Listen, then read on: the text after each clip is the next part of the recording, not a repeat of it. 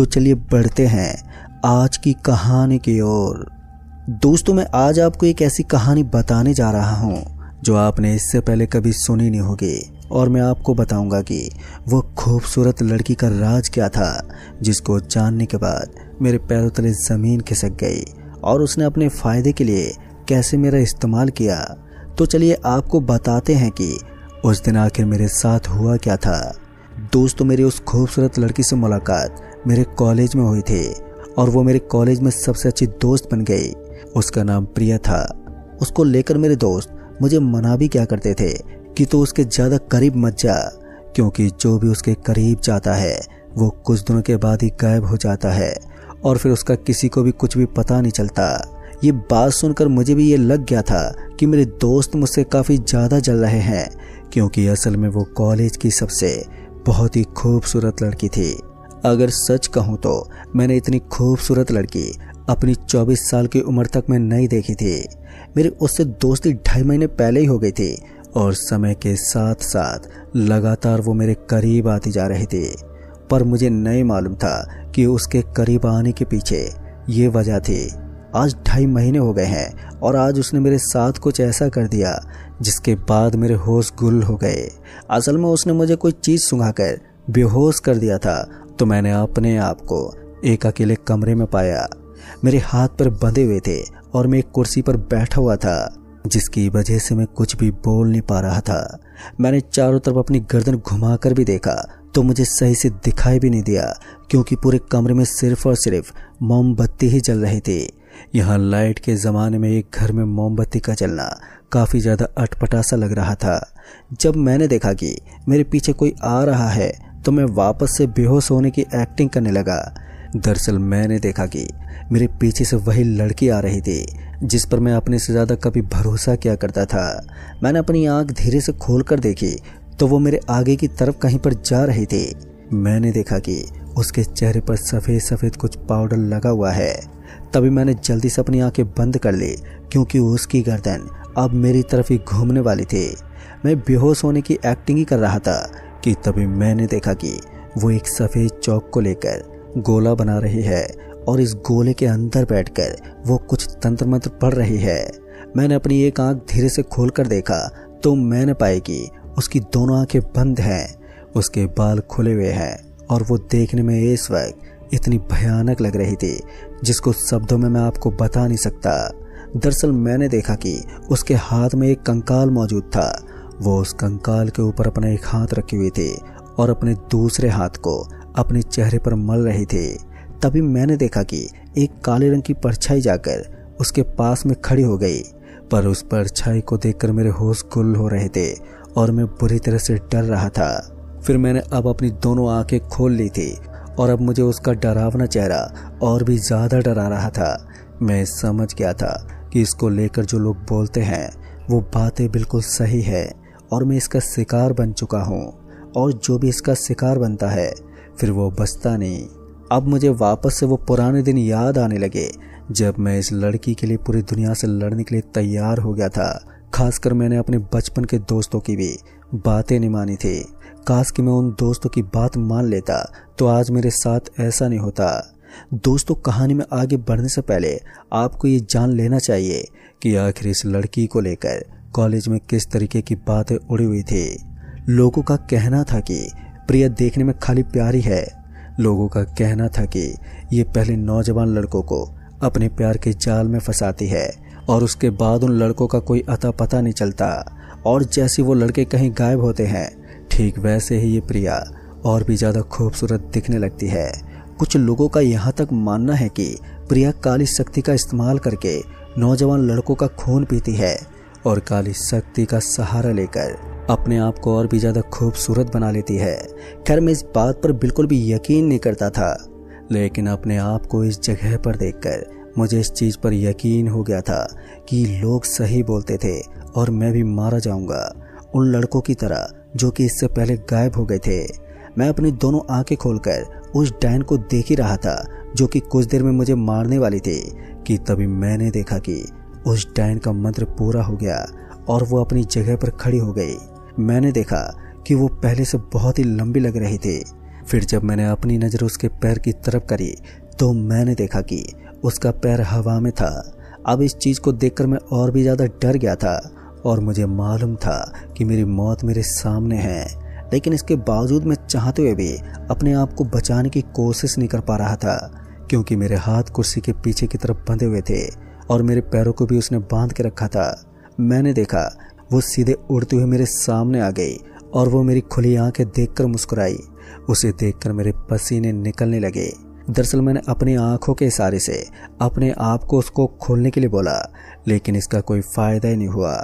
मैंने देखा कि उस डायन ने अपने दोनों हाथ अपने चेहरे पर मले और उसके चेहरे पर जो वाइट कलर का पाउडर लगा हुआ था उसने उसको अपने हाथों पर लगाया और मेरे मुंह पर लगाने लगी। मैं अपने मुंह को इधर उधर घुमा रहा था ताकि वो मेरे मुंह पर पाउडर न लगा सके। उसने ज़बरदस्ती मेरे चेहरे पर पाउडर लगा दिया और पीछे की तरफ गर्दन घुमा कर देखा जहाँ पर वो बैठकर तंत्र मंत्र कर रहे थे। उसने अपने हाथों से इशारा किया और उड़ता हुआ एक कंकाल उस डायन के हाथ में आ गया।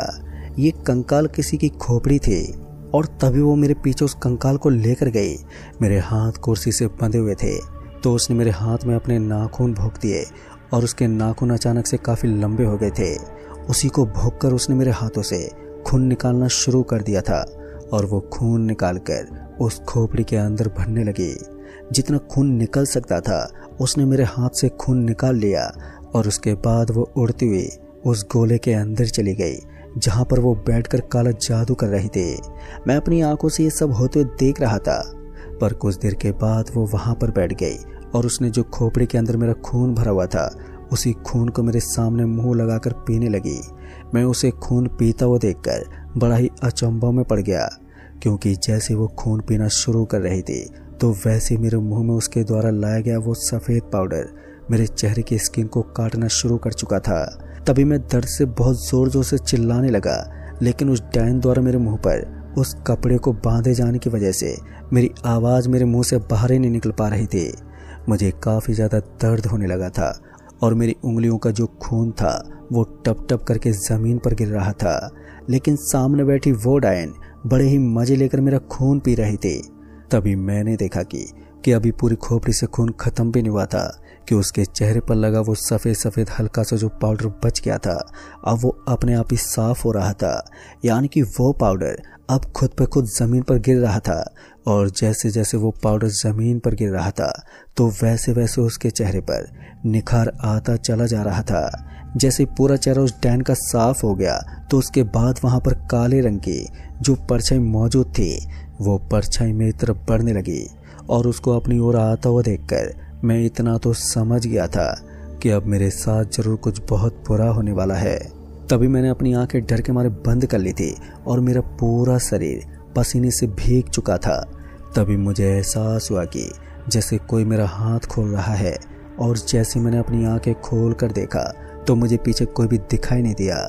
मैंने जब गर्दन घुमाकर देखने की कोशिश की तब भी पीछे कोई नज़र नहीं आ रहा था, लेकिन जब मैंने नीचे की तरफ अपनी नज़र घुमाई तो मैंने देखा कि ज़मीन पर एक काले रंग की परछाई है। वो परछाई वही थी जो कि मेरी तरफ बढ़कर आई थी। अब वो मुझे खोल रही थी। तभी उसने मेरा हाथ खोल दिया और उसके बाद मुझे महसूस होने लगा जैसे अब मेरा पैर भी कोई खोल रहा है। मुझे लग रहा था कि अब मुझे आज़ादी मिलने वाली है, लेकिन मैं पूरी तरीके से गलत था। इस चीज़ का यकीन मुझे आगे जाकर हो गया जब उसने मेरा पैर खोल दिया। फिर उसके बाद मैं बाहर की तरफ भागने की कोशिश करने लगा, लेकिन अचानक से किसी ने मुझे पीछे से पकड़कर हवा में उठा लिया और वापस से उसी डायन की तरफ मुझे घुमा दिया। अब उस डायन ने मुझे ऊपर से नीचे तक देखा और देखकर स्माइल करी। उसके बाद वो काली परछाई मुझे पकड़कर एक दूसरे कमरे में ले गई और वहाँ पर मुझे एक स्ट्रेचर पर लेटाकर बांध दिया। मैं हाथ पर चलाने की कोशिश कर रहा था, लेकिन इसका भी कोई फ़ायदा नहीं हो रहा था। तभी वो काली परछाई मुझे अपने से दूर जाती हुई दिखाई दी। मैंने अपने हाथ पैर को हिलाकर भी देखा तो अब वो पूरी तरीके से बंध चुके थे। मैं चाहते हुए भी अब हिल-डुल नहीं सकता था। अब मेरे मन में सिर्फ और सिर्फ यही ख्याल आ रहा था कि अब मेरे साथ क्या क्या होने वाला है। मैं यही सब सोच रहा था कि तभी अचानक से ना जाने कहां से एक बाल्टी पानी जैसे किसी ने लाकर मेरे चेहरे पर डाल दिया और जैसे मेरे चेहरे पर पानी पड़ा तो मैं दर्द से छटपटा उठा। मेरे चेहरे पर जो सफ़ेद रंग का पाउडर डैन ने लगाया हुआ था, अब वो पाउडर साफ हो गया था और मुझे नीचे बहता हुआ दिखाई दे रहा था। अभी मैं होश में आया भी नहीं था कि सामने से मुझे वही डैन आते हुए दिखाई दी। उसके हाथ में एक मिरर मौजूद था। वो मिरर लेकर मेरी तरफ बढ़ रही थी और अचानक से लाकर उसने वो शीशा मेरे मुंह के सामने कर दिया और उस मिरर में मैंने जैसे देखा तो मेरे पैरों तले ज़मीन खिसक गई और उस शीशे को देखकर मैं बुरी तरह से डर गया था। असल में उसमें मैंने किसी और को नहीं देखा था, बल्कि उसमें मैंने खुद को ही देखा था। मैं अपने आप को देखकर इसलिए डर गया था क्योंकि मेरा चेहरा पहले वाले चेहरा जैसा नहीं था, बल्कि अब मेरे चेहरे पर झुर्रियाँ आ गई थी। मैं किसी बूढ़े की तरफ नजर आ रहा था और जैसे मैंने मिरर में अपने आप को देखा तो मैं जोर से चिल्लाया, लेकिन इन सभी चीज़ों का कोई भी फायदा नहीं हो रहा था। उस डैन ने उस मिरर को हवा में उछाल दिया और जैसे वो मिरर हवा में उछला तो उसने ना जाने अपने मुंह से क्या मंत्र पड़ा कि वो मिरर जैसे नीचे आया वो मिरर चाकू में बदल गया। अब वो डैन चाकू लेकर मेरा गला काटने वाली थी क्योंकि वो बार बार मेरे गले की तरफ ही देख रही थी, लेकिन उससे पहले ना जाने वो अजीब सा मंत्र पढ़ रही थी जिसकी वजह से उसने अपनी आंखें बंद कर रखी थी। मुझे मेरा आखिरी पल दिखाई दे रहा था। मैं इतना तो समझ गया था कि मेरा गला काट कर जो भी इसको मेरे साथ करना होगा ये वो करेगी, और मौत से पहले जो अपनी कुछ यादें होती हैं उन यादों को मैं याद ही कर रहा था। मैं अपनी आंखें बंद कर चुका था और तभी अचानक से एक ज़ोरदार आवाज़ आई। जैसे एक ज़ोरदार आवाज़ आई तो मैंने अपनी आंखें खोली तो मैंने देखा कि मेरे दोस्त लोग मेरे सामने खड़े हुए हैं और वो चुड़ैल ज़मीन पर गिरी पड़ी थी। असल में दोस्तों ने पीछे से आकर उस डैन के सर पर एक ज़ोरदार डंडा मारा जिसकी वजह से वो वहीं नीचे गिर पड़ी। दरअसल मेरे चारों दोस्त मुझे बचाने के लिए आ गए थे। उसके बाद मेरे दोस्त राजवीर ने मेरा हाथ पैर खोला और मुझे गले से लगा लिया। उधर दूसरे दोस्तों ने तब तक पुलिस को भी कॉल कर दिया था। सब लोग मुझे ही देख रहे थे, लेकिन मैं अपनी नज़र इधर उधर घुमाकर उस काली परछाई को देख रहा था जो कि अभी थोड़ी देर पहले मुझे यहाँ पर लाकर बांध के रखी थी। लेकिन जैसे वो डैन बेहोश हो गई तो वैसे वो काली परछाई भी कहीं पर गायब हो गई थी। पर आप सोच रहे होंगे मेरे दोस्तों को कैसे पता चला। असल में जब मैं प्रिया से मिलने के लिए जा रहा था तो मैंने एक्साइटमेंट में ये सारी बातें अपने दोस्त राजवीर को बता दी थी, और राजवीर को उस प्रिया के ऊपर पहले से ही शक था, और राजवीर ने ये सारी बातें हमारे ग्रुप के दोस्तों को बताई, और उसके बाद ये सभी लोग यहाँ पर मेरी लाइव लोकेशन का सहारा लेकर आ गए। दोस्तों, मेरी गलती मुझे इतनी भारी पड़ गई कि आज भी मैं अपनी गलती की सज़ा भुगत रहा हूँ। आज भी मैं किसी बूढ़े इंसान जैसा दिखने में लगता हूँ। खाली मेरी छोटी सी गलती मुझे ले डूबी, और अगर समय पर मेरे दोस्त लोग मुझे नहीं बचाते तो शायद मैं मर भी चुका होता। दोस्तों, उस डैन को पुलिस के हवाले तो कर दिया गया, पर अब वो अपनी बची हुई पूरी ज़िंदगी जेल में ही बिताएगी। तो दोस्तों, इस कहानी में बस इतना ही। कहानी आपको पसंद आई हो तो वीडियो को लाइक शेयर कमेंट ज़रूर कर दें, और साथ ही अगर चैनल पर नए हैं तो चैनल को भी सब्सक्राइब ज़रूर कर दें। जल्द ही मिलूंगा ऐसी एक और डरावनी कहानी के साथ। तब तक के लिए बाय एंड टेक केयर।